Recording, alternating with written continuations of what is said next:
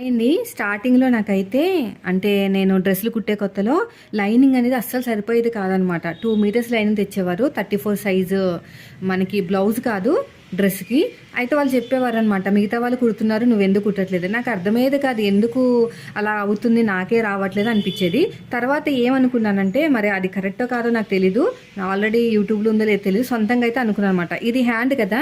Hand ఇది neck, ఇదేమో curve. Arm loose దగ్గర ఇలాగా కట్ చేసిన దగ్గర ఇక్కడ క్లాత్ మిగులుతుంది కదా, ఆ క్లాత్ని దీని కింద వాడేదన్నమాట. అప్పట్లో నాకు తెలిసేది కాదు. చిన్న సైజ్ అయితే నడుము దగ్గర కట్ చేసిన దాంతో హ్యాండ్స్ కట్ చేసేయచ్చు. కానీ ఇది పెద్ద సైజ్ అనమాట, నడుము దగ్గర లేదనమాట. లేకపోవడం వల్ల నాకు ఇక్కడ ఉన్న క్లాత్ని నేను అడ్జస్ట్మెంట్ అనేది చేయగలిగాను.